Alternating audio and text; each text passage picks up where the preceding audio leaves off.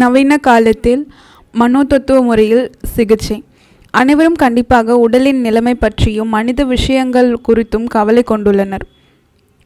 குணப்படுத்துவது எது? குணப்படுத்தும் சக்தி எங்குள்ளது? அவை அனைவரும் கேட்கும் கேள்விகள். பதில் என்னவென்றால், குணமாக்கும் சக்தி ஒவ்வொருவரின் ஆழ்மனதில் இருக்கிறது என்பதுதான். நோயாளியின் மனதின் அணுகுமுறையை பொறுத்து அந்த குணமாக்கும் சக்தியானது வெளிப்படுகிறது.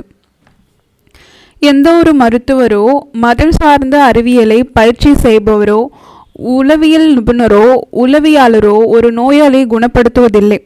ஒரு பழைய வாக்கு ஒன்று உண்டு. டாக்டர் புண்ணுக்கு மருந்து போடுகிறார், கடவுள் அவரை குணமாக்குகிறார். நோயாளியின் ஆரோக்கியம் திரும்ப குணமாக்கும் கோட்பாடு வெளிப்பட உளவியல் நிபுணரோ உளவியலாளரோ நோயாளியின் மனதில் இருக்கும் தடைகளை நீக்குகிறார். அதுபோலதான் அறுவை சிகிச்சை செய்பவர் குணமாக்கும் சக்தி உடலின் சாதாரணமாக பரவ உடலில் உள்ள தடைகளை நீக்குகிறார். எந்த ஒரு மருத்துவரோ, அறுவை சிகிச்சை நிபுணரோ, மருத்துவம் பயில்பவரோ தான் அந்த நோயாளியை குணப்படுத்தியதாக கூறுவதில்லை. குணமாக்கும் ஒரே சக்தி பல பெயர்களால் அழைக்கப்படுகிறது. இயற்கை, வாழ்க்கை, கடவுள், ஆக்கப்பூர்வமான அறிவு, ஆழ்மன சக்தி ஆகியவை. முன்னர் கூறியது போல் மனதின் உள்ளுணர்வின் உடலின் தடைகளை நீக்கி குணமாக்கும் சக்தியை பரவ செய்து பல முறைகள் உள்ளன. உங்களுக்குள் இருக்கும் இந்த குணமாக்கும் சக்தி உங்களாலோ மற்றவராலோ ஒழுங்காக வழிநடத்தப்பட்டால் உங்கள் மனதையோ உடலையோ நோய்கள் இல்லாமல் குணப்படுத்த முடியும். இந்த கோட்பாடு ஜாதி, மத, இன, உடல் நிற பாகுபாடு இல்லாமல் அனைவருக்கும் வேலை செய்யும். இது குணமாக்கும் செயல்முறையில் கலந்து கொள்ள நீங்கள் எந்த குறிப்பிட்ட தேவாலயத்திற்கும் செல்ல வேண்டாம். நீங்கள் கடவுள் நம்பிக்கை இல்லாத நாத்திகவாதியானாலும் உங்கள் ஆழ்மனது உங்கள் உடலின் தீ, புண்ணையோ காயத்தையோ குணமாக்கும். நவீன கால மனநல சிகிச்சை செயல்முறை உங்கள் ஆழ்மனதின் எல்லையற்ற அறிவு மற்றும் சக்தியை அடிப்படையாக கொண்டு உங்களது நம்பிக்கைக்கு தக்கவாறு பதிலளிக்கிறது. மன அறிவியல் பயிற்சியாளரோ பாதிரியாரோ பைபிளின் கட்டளைகளை பின்பற்றி ஒரு தடுப்புக்கு பின் சென்று கதவை மூடிக்கொள்கிறார். மனதை அமைதியாக்கி மனதை ஒருமுகப்படுத்தி உடலை தளர்த்தி கொண்டு தனக்குள் இருக்கும் அளவற்ற ஆற்றலை குறித்து சிந்திக்கிறார். அவர் தன் மனக்கதவுகளை எல்லா வெளிப்புற தோற்றங்களுக்கும் கவனச்சிதறல்களுக்கும் மூடிவிடுகிறார். பின்பு மெதுவாகவும் விழிப்புடனும் தன் ஆசைகளையோ அல்லது வேண்டுதலையோ தனது ஆழ்மனதை நோக்கி திருப்புகிறார். தனது வேலைக்கு தகுந்தவாறு மனதின் ஆற்றல் தனக்கு விடையளிக்கும் என்பதை உணர்ந்து செயலாற்றுகிறார். தெரிந்து கொள்ள மிக அற்புதமான விஷயம் இது. முடிவில் நீங்கள் விரும்புவதை கற்பனை செய்து அதன் நிஜத்தன்மையை உணருங்கள். அளவற்ற வாழ்க்கை கோட்பாடு உங்கள் உணர்வு தேர்வுக்கும் உங்கள் உணர்வு பூர்வமான வேண்டுதலுக்கும் விடையளிக்கும். உங்களுக்கு கிடைத்துவிட்டதாக நம்புவது உங்களுக்கு கிடைக்கும் என்பதன் அர்த்தம். இதை நான் நவீன மன விஞ்ஞானி பிரார்த்தனை சிகிச்சையில் பயிற்சி செய்கிறார். குணமாக்குதலின் ஒரே செயல்முறை. குணமாக்குதலில் ஒரே ஒரு பிரபஞ்ச விதிதான் அனைத்து ஜீவன்கள் மூலமாகவும் செயல்படுகிறது. நாய், பூனை, மரம், செடி, காற்று, பூமி இவை உயிருள்ளவை. இந்த விதியே விலங்குகள், மரங்கள், தாதுகள் இவைகளுக்குள் உள்ளுணர்ச்சியாகவும் வளர்ச்சி விதியாகவும் செயல்படுகிறது. இந்த வாழ்க்கை தத்துவத்தை பற்றி மனிதன் விழிப்புணர்வோடு அறிந்திருக்கிறான். மேலும் அதனை விழிப்புணர்வுடன் எண்ணற்ற வகையில் தன்னை ஆசீர்வதிக்க திருப்புகிறான். பிரபஞ்ச சக்தியை பயன்படுத்த பல்வேறு அணுகுமுறைகள், யுக்திகள், முறைகள் உள்ளது. ஆனால் உங்கள் குணமளிப்பதில் ஒரே ஒரு முறைதான் உள்ளது. அதுதான் நம்பிக்கை. உங்கள் நம்பிக்கைக்கேற்றாற்போல் நிகழ்கிறது. நம்பிக்கை எனும் சட்டம். உலகத்தில் உள்ள அனைத்து மதங்களுக்கும் ஏதோ ஒரு வித நம்பிக்கை இருக்கும். அந்த நம்பிக்கைகளை விளக்க பல வழிகள் உள்ளன. வாழ்வின் நியதி நம்புதல். உங்களை பற்றி நீங்கள் என்ன நம்புகிறீர்கள்? உங்கள் வாழ்வை பற்றி, இந்த பிரபஞ்சத்தை பற்றி நீங்கள் நம்புவதைப் போலவே நடக்கிறது. நம்பிக்கை உள்ள மனதின் ஒரு எண்ணம். நம்பிக்கை உங்கள் மனதின் ஒரு எண்ணம். உங்களுக்கு பழக்கப்பட்ட எண்ணங்களுக்கு ஏற்ப உங்கள் வாழ்க்கையின் அனைத்து பகுதிகளுக்கும் அது ஆழ்மனதின் சக்தியை பரப்புகிறது. பைபிள் எந்த ஒரு சம்பிரதாயத்தையோ சடங்கையோ நிறுவனத்தையோ மனிதனையோ சூத்திரத்தையோ பற்றி பேசவில்லை. நம்பிக்கை உங்கள் மனதின் ஒரு எண்ணம். உங்களுக்கு பழக்கப்பட்ட எண்ணங்களுக்கு ஏற்ப உங்கள் வாழ்க்கையின் அனைத்து பகுதிகளுக்கும் அது ஆழ்மனதின் சக்தியை பரப்புகிறது.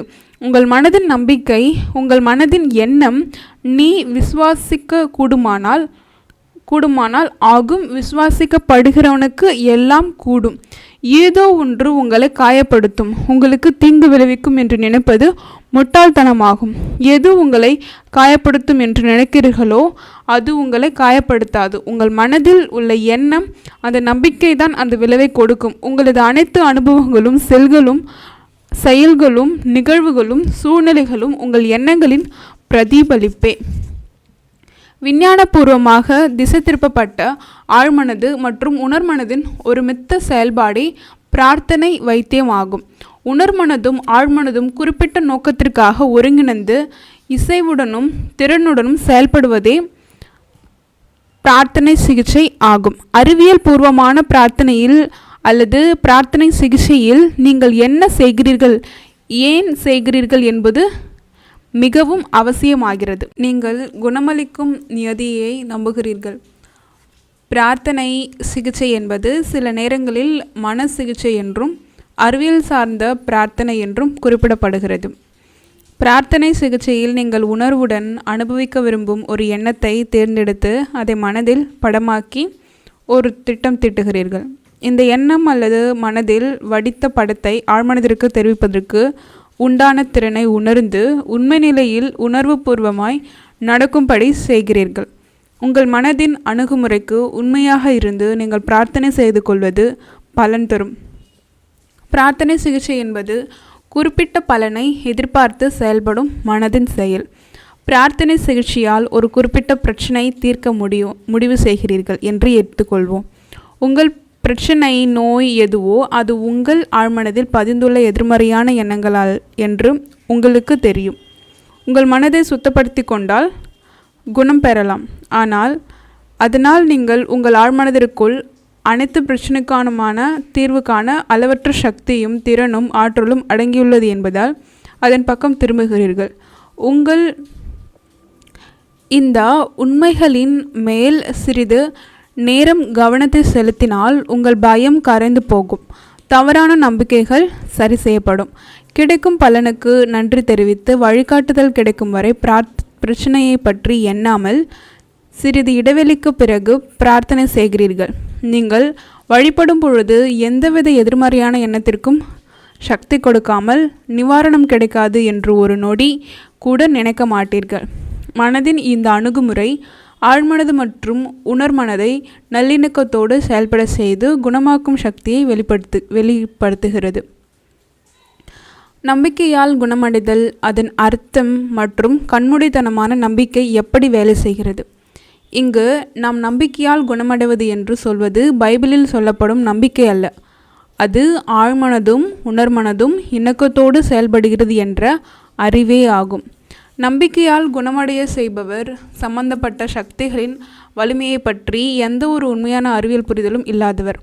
அவரிடம் குணமடைய செய்யும் சக்தி உள்ளது என்று அவர் கூறிக்கொள்ளலாம். நோயாளியின் கண்மூடித்தனமான நம்பிக்கையோ அவரது சக்தியோ அந்த விளைவுகளை கொடுக்கலாம்.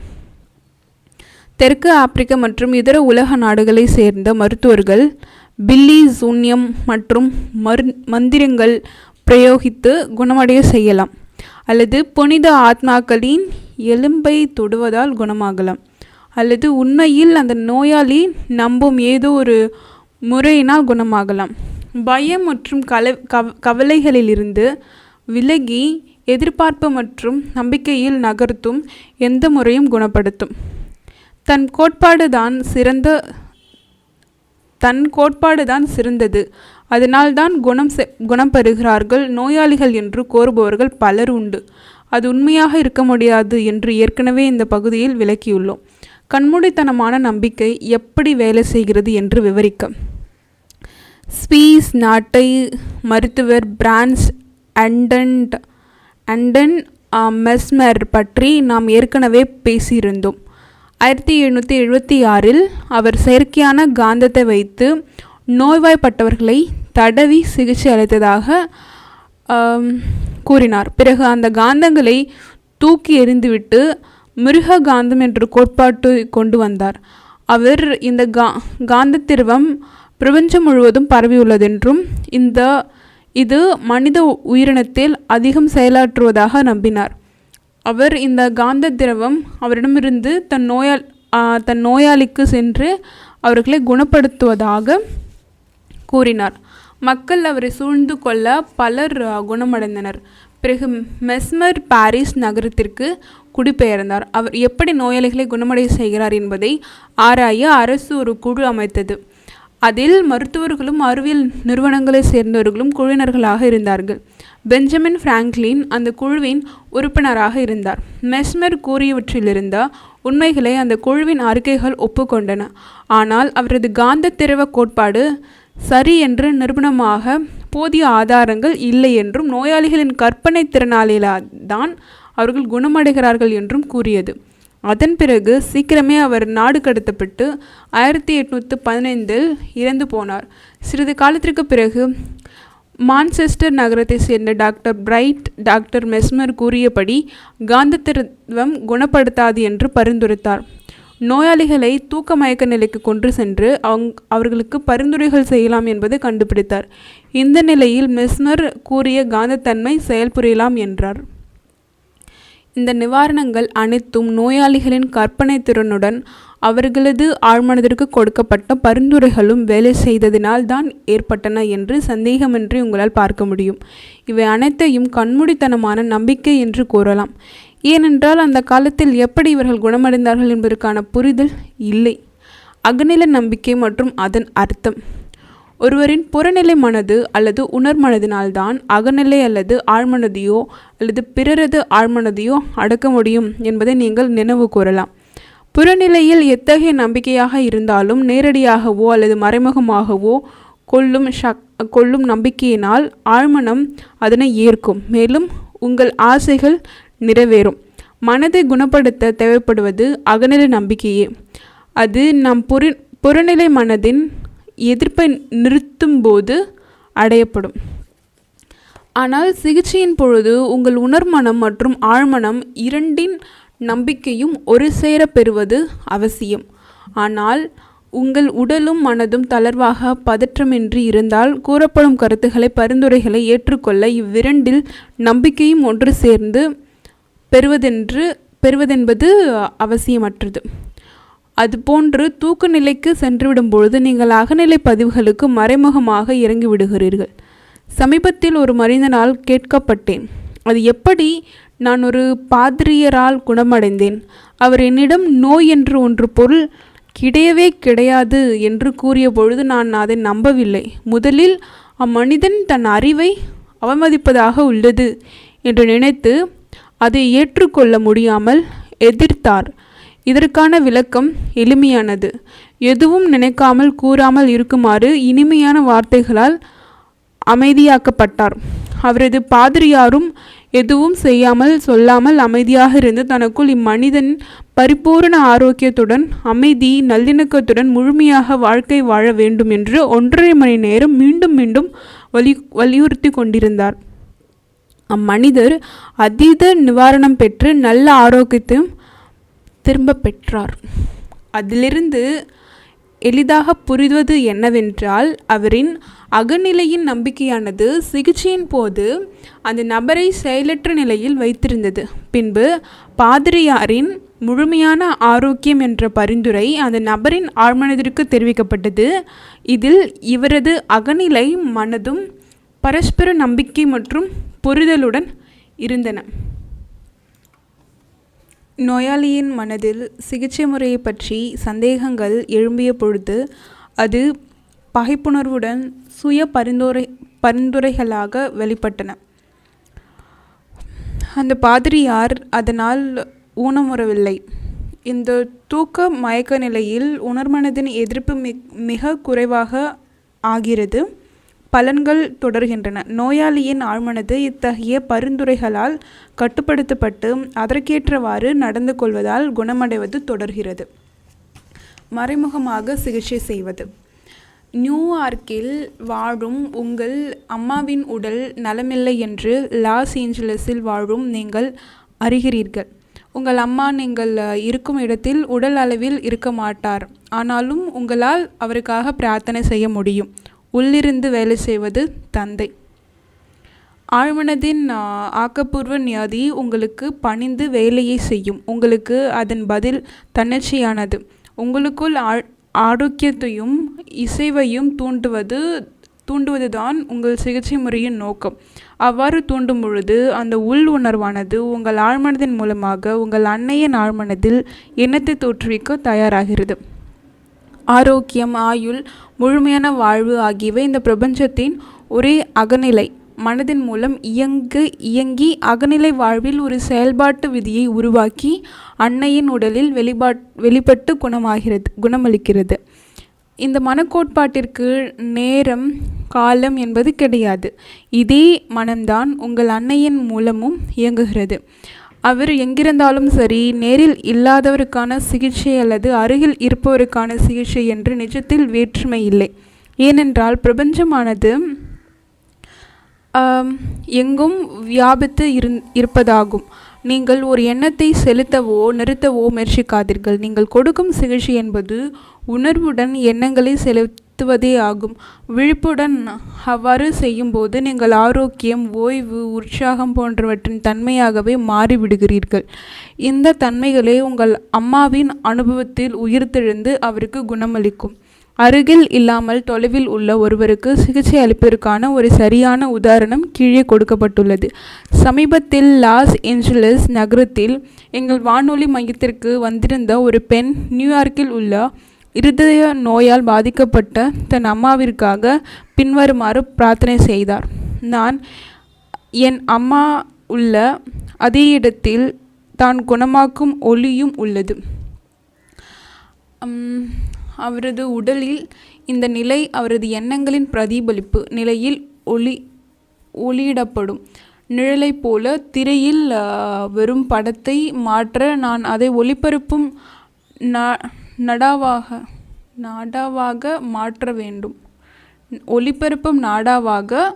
மாற்ற வேண்டும் என்று எனக்கு தெரியும். என் மனம்தான் அந்த ஒளிபரப்பும் நாடா. இப்பொழுது நான் என் மனதில் முழுமை, நல்லிணக்கம், சரியான ஆரோக்கியம் ஆகியவற்றை தீட்டுகிறேன். என் அம்மாவின் உடல் மற்றும் உறுப்புகளை படைத்த அளவற்ற குணமாக்கும் சக்தி இப்பொழுது அவரது உடலின் ஒவ்வொரு அணுவிலும் நுழைந்து அமைதி என்னும் ஆறாக ஓடுகிறது. மருத்துவர்கள் தெய்வீக சக்தியால் வழி நடத்தப்படுகிறார்கள். எவரொருவர் என் அம்மாவை தொடுகிறாரோ சரியானதை மட்டுமே செய்ய வழிநடத்தப்படுகின்றனர். நோய் என்பது இறுதியான உண்மை இல்லை என்று எனக்கு தெரியும்.